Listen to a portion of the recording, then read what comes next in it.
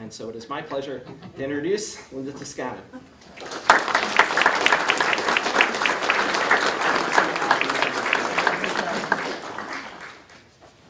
Well, I'm a good talker. I don't know whether I'm a good speaker. We'll see. First of all, I want to thank the USTA Driving School and the people here at the Hall of Fame. I'm really happy to participate in an event like this, more than even a lot of the other things that I've done, because this is where people who love horses and racing and everything are brought together, and they we get to do things together, and we get to teach you what we love about the sport. And you get to touch them. You get to be around them. Because I know for me, that's what it was all about. You know, I went to school. I grew up in Brooklyn. And the closest thing I ever saw until I was about 10 years old to a horse was the guy that came around with a pony. And if you paid him $1, you got to take your picture on the pony. It was a cool thing. My mother had to tell me to leave the man alone. He said, because all I did was chase the pony around and touch it. My dad, on the other hand, was a racetrack addict. He loved horses. He loved racing. He loved everything about it, but he had never touched one. So he brought us from one racetrack to another. We'd vacation in Saratoga. We'd go to Lexington, and we would see either the Red Mile or we would do this. This is kind of what it was all about. And he used to do business trips, and every once in a while, each kid got a chance. He'd go out to Hollywood, out to California. My mother would absolutely lay out a game plan as to what we were supposed to do. We were supposed to go to see the Hall of Fame, we were supposed to Grauman's Chinese Theater, we were going to this, to Disney World. Well, when it was my turn to go, I was a little bit on the older side. He looked at where Disney World was, and he looked at me and he said, "Never been to Los Alamitos." You know? Seen one Matterhorn, seen one Small World, you've seen them all. Want to try that? Sure. So we told Mom that Disney World was great, but that's what we did. You know, and Mom, on the other hand, when we moved to Long Island, her idea was to invite. The horse thing came as a completely different thing to her. She thought if she invited me down and got me involved with the equestrians, she was going to get me in with the rich and famous, and I'd find a rich boyfriend and all that kind of stuff. She was right, I fell in love, but what I fell in love with was the horses. I eat, breathe, sleep, drank, everything, dreamed horses from the minute I started. A friend of mine, shortly after that, I did the college thing, and I rode hunters and jumpers, and I did that, and a girlfriend of mine was working at the racetrack at Roosevelt Raceway. And she said, "Why don't you come down for a summer job and work there?" And, all right, maybe. And the second I stepped into that barn, I was home. This is what I'm hoping happens to you guys when you walk into the barn. A lot of you have probably been around the horses and everything like that, but being around them, I knew from the minute I got there that that was where I wanted to be. I never thought for 1 minute that I would ever get to train a Hambo champion. I never thought that I would ever win one breeder's crown, let alone 4. I never thought I'd ever be able to touch a horse like Chapter 7 or Giant Mermaid or Lifelong Victory. But it started with that one love affair that I had with the horse. I was really, really fortunate to work around some of the greatest people in the business. I worked for John Campbell. Anyone that knows harness racing knows John Campbell. He was probably the best job a kid could have. He gave me a horse to rehabilitate when I first started to work, and he had been really injured badly. And he said, "Make me his friend." He said, "Just make him your friend," and that's it. And he turned into a really cool horse by the name of Turai Johnny. But he left me alone with the horse, and the horse and I formed a bond. I loved him, he loved me. He would recognize my car when I pulled up. I mean, he knew. And one time, John came over to see the horses in the afternoon, and it was cold. And I heard him coming, and I said, "Uh-oh." And I stuck my head out of the tack room, and he said, "What's going on?" "Nothing." He said, "Are you sure?" "Nothing." He goes, "What's in there?" I said, "Johnny." He said, "He's in the tack room?" I said, "Yeah, you know, it was cold and I wanted to put him away." He said, "Carry on." He said, "Do what you have to do." But these are the kind of people that I work for. I work for Buddy Gilmore, another one in the Hall of Fame. Buddy was part horse. When I was working for Regan, I called him one day and I said to him, we had just gotten a horse in, And I said, I have no idea how to hang this horse up. He said, call Buddy. He said, he'll know. He used to have the horse. Horse's name was Mirror Image. And I called Buddy up and he said, sit down, get a pen. He started with his shoes and he worked up to his overcheck. And I don't think he'd seen the horse for 2 or 3 years. And his next start, I hung him up exactly the way he told me to. His next start, he went out and he jogged. Buddy was such a good horseman that he could hang one up over the phone. You know, that's just who he was. I'd like to think that I was a good caretaker that turned into a good horseman.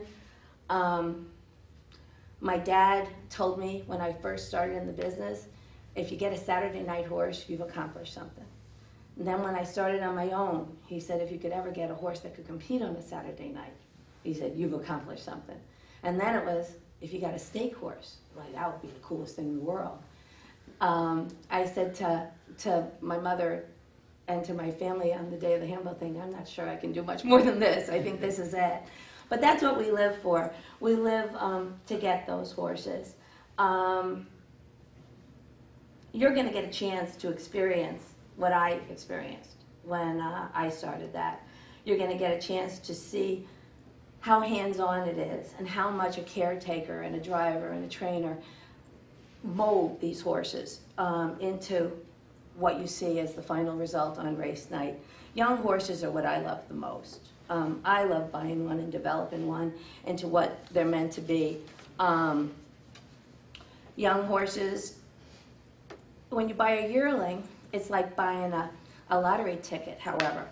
You know, I love it, but it's reaching for the stars. So when it pays off, there's nothing better. But you can quite often throw that ticket away. It doesn't always work out. If I were to give advice to an owner starting out, I'd probably tell them to start with a racehorse. Have fun. Get your picture taken. Bring friends.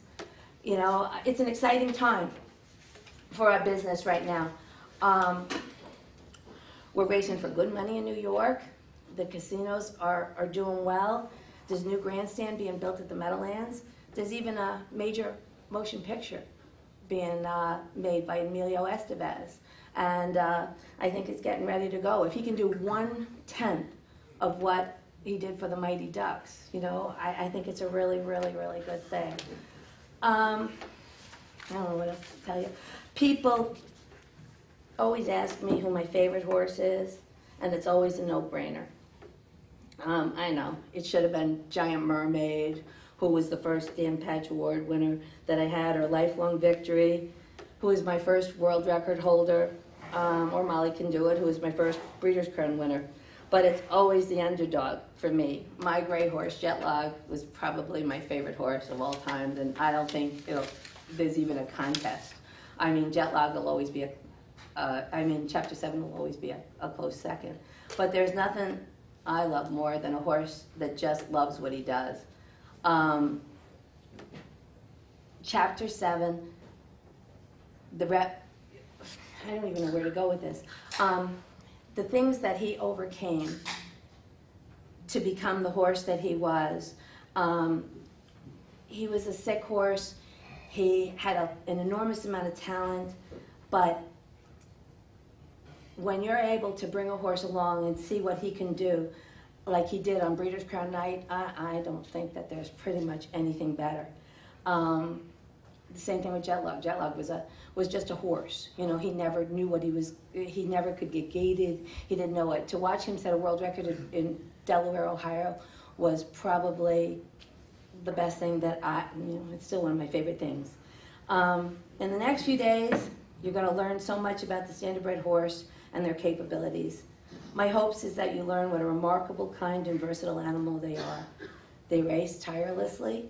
They compete with the same problems that our human athletes have without the benefit of speech to communicate. They can't tell you what's going on. We need to be observant, to watch them. We need to hear what they're telling us. One of the things I really hate the most when people tell me a horse doesn't try a lick. They're probably right. There are horses that don't try a lick, but I think most of the time my job is to try to hear them. You know, I know that there's something wrong and it's up to us to try to figure out what it is. Is he thriving on the routine we have him in, or are we training him too hard or not enough? As owners, We have to understand that they're not machines, that they are living, breathing animals, and that they require a little bit of time from time to time. As trainers, we have to bring them along and take care of them. As caretakers, we have to be their friends. They have a pretty mundane existence. They live in a stall, and they go out and they enjoy going out every single day. So from a caretaker's point of view, they have to be your friend. And I think when it all comes together, I don't believe there's anything more rewarding. That's pretty much all I have to say. I'd love to be able to take some questions if anyone has any. How do you pick a winner? How do you pick a winner? You know, if I could patent that, I would absolutely be able to tell you, but I don't know that one. No, I want to know what does the sales. At the sales, you know, when you're looking for a horse, I think the first thing that hits you is just the overall appearance. You either have to like them. The minute they walk out of the stall, you either like them or you don't. Then you start to pick them apart. Then you start to look at how they stand and whether their conformation is good, whether you like their pedigrees, everything like that. But I think when you first look at a horse, it's what makes you go on. But when you first looked at the horse, was it because of pedigree? That might be what gets you out of a stall, but it's not uncommon for me to be walking down a shed row and just take a look at one as they might catch my eye. But yeah, I'll start with a list. I always start with a list.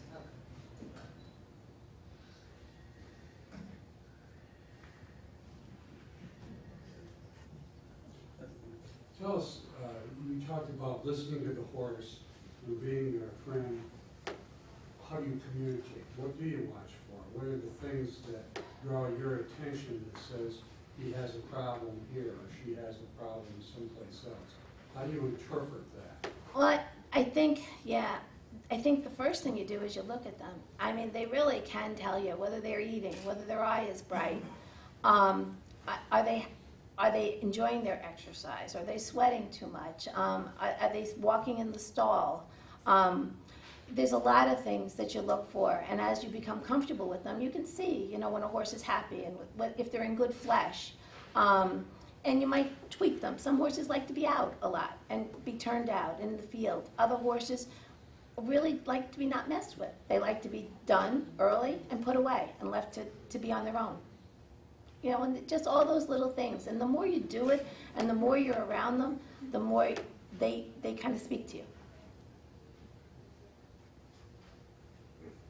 Do you encourage horse treats?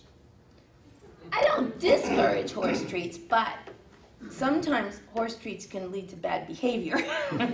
So it's like that Pavlov's dog thing. You know, if you ring the bell, they'll come. So if they see you coming and they start pawing and stuff like that, that's not what I like. Chapter 7 loved his apples. Chapter 7 always had a bag of McIntosh apples hanging outside his stall, and anyone that walked by gave him his apple. It was his favorite thing in the world.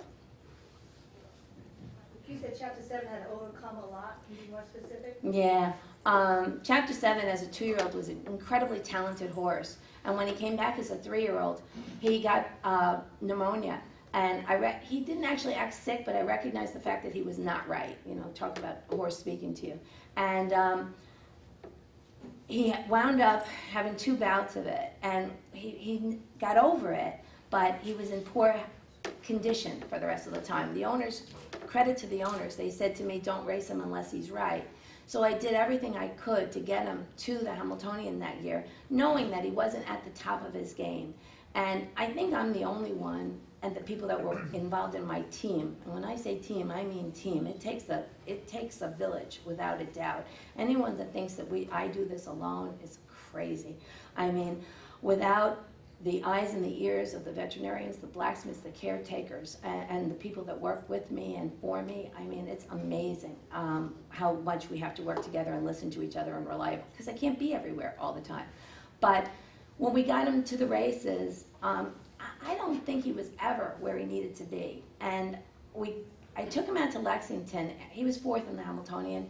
He raced credibly. I didn't think he raced as good as he could race. And when I took him out to Lexington and gave him a little bit of a respite, he thrived out there. The weather got good. I think he breathed real well. He started to put on weight left and right, and we decided to point him towards the Breeders' Crown. And the end result was him winning the Breeders' Crown, and probably that being his best race and of his season for sure. He dominated that night. And I was so thrilled that I got a chance to bring him back as a 4-year-old, because I think I alone knew what the horse was capable of. And the race he went at the Breeders' Crown this year was probably, without a doubt, one of the best races I've ever seen a horse go. I mean, it was an amazing race. He was parked every step of the mile to the European horse that came over, who they said was at the time the best in the world. And he never saw the wood, and he just kind of trotted away from him at the finish. I mean, I still get goosebumps thinking about it.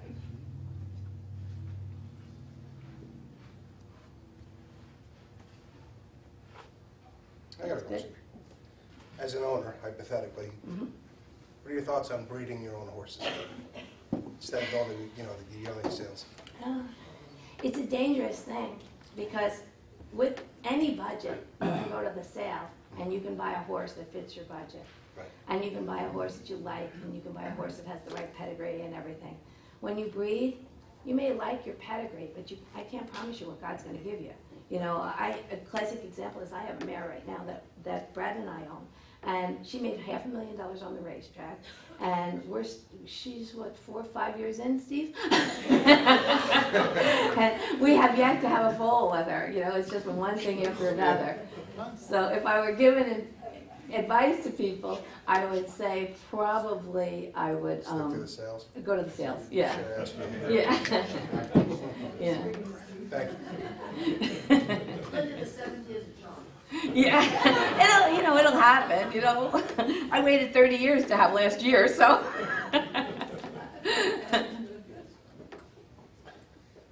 Linda, there's a lot of people among the horse community who, when they go to the sale, won't even look at a chestnut among standardbreds, because it's either the kiss of death or it's just an unpopular color.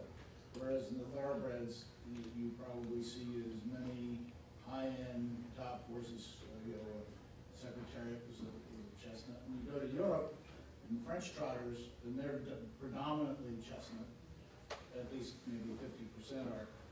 Why is there such a stigma of chestnuts here in the States and in Canada?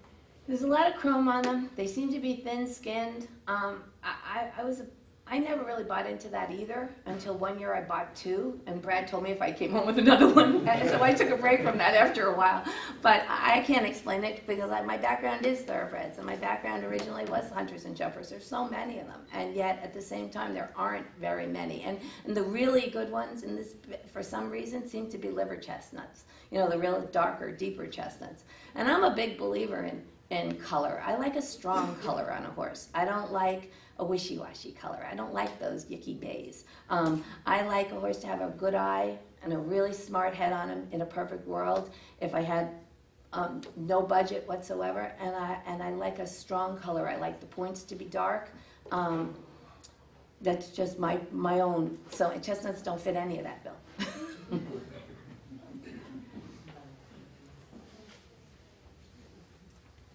Do you think you can tell by looking in their eyes sometimes if they've got it? They've got that spark. Can you see that spark? I wish I said, I'd like to say yes. I like a horse with a good eye. I like a horse with a sharp eye. After the fact, I might tell you that I knew the minute I saw him that he was going to be good, but I'd be lying. But no, I do like a horse with a good sharp eye and a nice head. It's the first thing that greets you every day. It's the first thing that you see when you come out of a stall. I know there have been some plain-headed horses that are good, but when I'm looking for one, that's the first thing I want to like. When you said that you like the points to be dark, what do you mean? Like in a bay is basically a brown horse with black legs and a black tail. If you look at them, sometimes they're not really black. They kind of blend into it. And I prefer a horse with just a strong color with really strong points, and that's it. How about all those ones on the wall? What do you think? Yeah, they're all good. What's your philosophy on cutting bays? Castrating? Yeah, I watched a documentary on, I can't remember, one of the great thoroughbred owners, and he said that if he cut every horse that he ever owned, he'd only have made one mistake. You know, as a rule, they can't all be champions. Horses are happier if they can be turned out in groups. It's hard. Like I said, they kind of have a mundane existence. They live in a stall. And when you leave them colts, unless they're special, you're kind of limiting what they can do. So I'm quick to cut one. If I don't think that they're special, I'll give them a chance. I mean, I cut Maltese Artist when I bought him as a yearling, and I don't think he would have been a horse if I hadn't.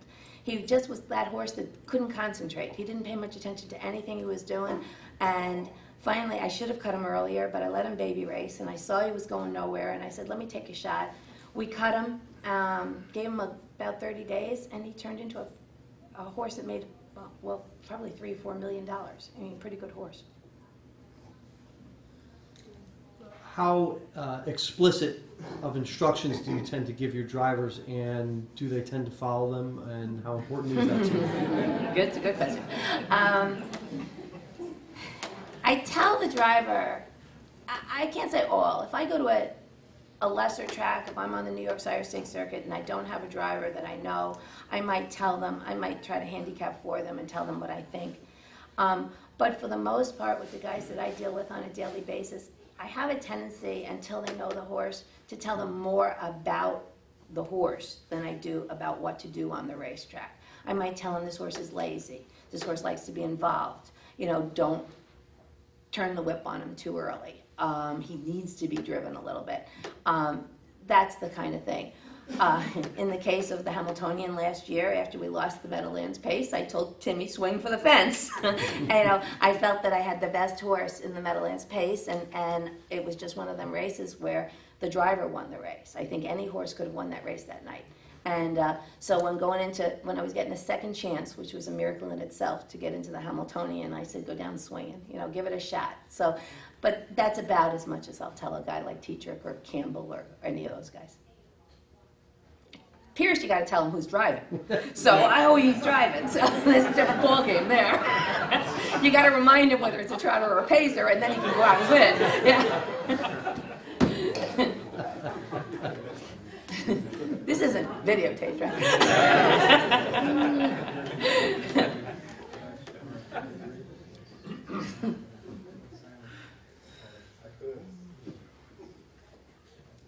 Any other questions? Yes. I've been an owner for 5 years now. The industry has a lot of issues going forward. Where do you see harness racing in the next 5 years, 10 years? I think it's exciting. Like I said, Jersey's in trouble right now, but on the other hand, there's a new grandstand being built, and Hard Rock just bought in, and I don't think that Jeff Corral's a stupid man by any way, shape, or form. So I think that he has a good feeling about what's going, and I'm willing to bet on him. There's a lot of money to be raised for in Pennsylvania. Ohio is doing well right now. New York is Yonkers purses are as good as they've ever been. I think you have to manage your horses properly. I think you have to come up with a game plan, whether or not you want to divide. The yearling game is tricky. I said it's buying a lottery ticket. It really, really is. If you win big, but if you lose it all. I think that anyone getting into the business, racehorses are probably the way to go. It's instant gratification. They pay the bills. It keeps you in. And Mike's right. 1 leads to 2, which leads to 3. I love groups. I love when I can put together a group of new people that want to get together. And the safety in numbers. Instead of buying 1 horse, you can take parts of 3 or 4 horses.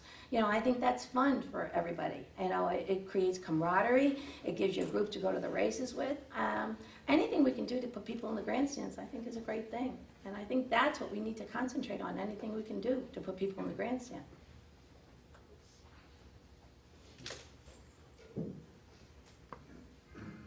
So if people were interested in getting in a group with you, how do they contact you? Well, my number is around. There's all of us do it.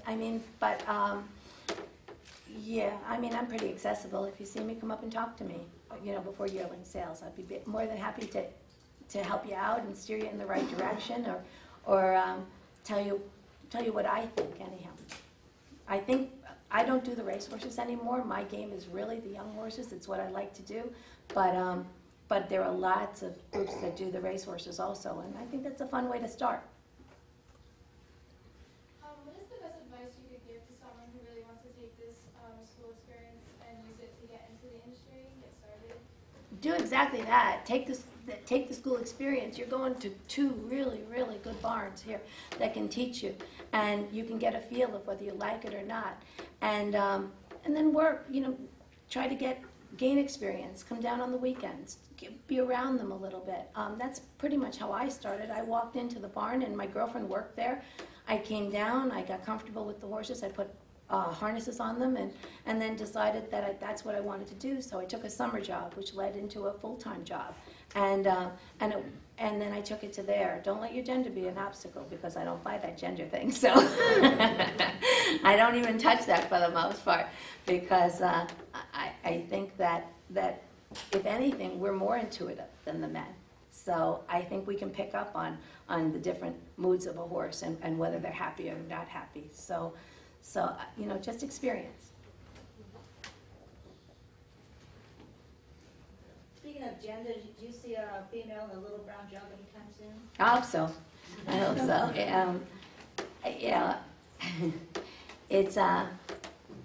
It's one of them things that the gender thing always kills me, because everybody always asks me, how does it feel to be a girl that won the Hembo? And I always say, I laugh when they tell me that, because I tell them to look at the pictures of the guys that won them. They were all pretty happy. So I think if you can get a horse to that point, you've done pretty well.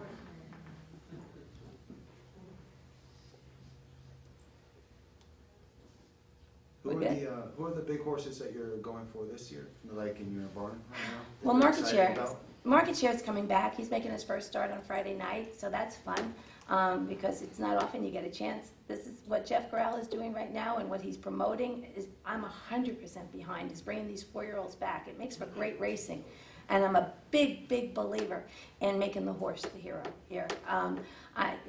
Mike said, and he's right, everybody loves the drivers, but the truth of the matter is it's the horses that I'd like to see the heroes, And I think that's something that the thoroughbreds do better than we do. I think that the average Joe on the street knows who Funny Side or Zenyatta or the thoroughbred horses are, but they don't know our horses. And I think that if we made our horses the hero a little bit more, and I think that racing the 4-year-olds and promoting them is a step in that direction. So I've got Market Share coming back, and I've got Heston Blue Chip coming back, and they were 2 big guns, and I get a chance to race them again at 4. As far as my 3-year-olds are concerned, I've got some nice, Dr. Butch is racing, I've got a couple of fillies, nothing, I don't know that it's on that level yet, but we'll see.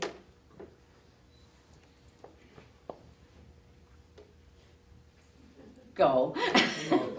Anybody's with Ray Schnecker Stable, just come and meet me back here after Linda gets done. Okay? We good? Anybody else? Sure. I want to find out why you didn't persuade the owners of Chapter 7 to racing again, because, I went to Paris this last winter, I've been there a couple of times, and, there's no race like the race in Paris, and I think that horse probably had as good a shot, better. Many American horses do something. I agree with you. I think that if he hadn't done what he did on the Breeders' Crown, I think that there's a very, very good chance that he would have raced back this year. But I think after he did what he did on that stage that night, I think he had nothing left to prove. And I think that's when they made the decision to stand him. Well, folks in Europe don't think that. From a trainer's perspective, when will I ever get a chance to race one either? I would have loved to have gone. I watched the Elite Lap the other night, the other morning, and I thought to myself, oh boy, would I have loved to have been in Arch Madness' spot. They also breed in man racing too, so it's different.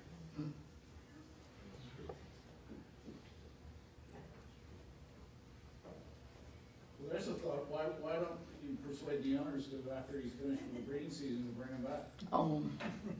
They do everything he says. I think that's over my pay scale here. So. You have a lot of luck persuading those owners Hasn't worked for me so far. Just want a little French and a little Swedish.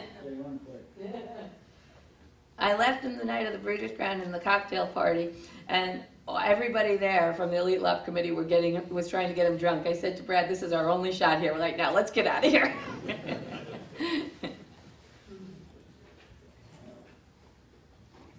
We good? Have fun. Enjoy this week.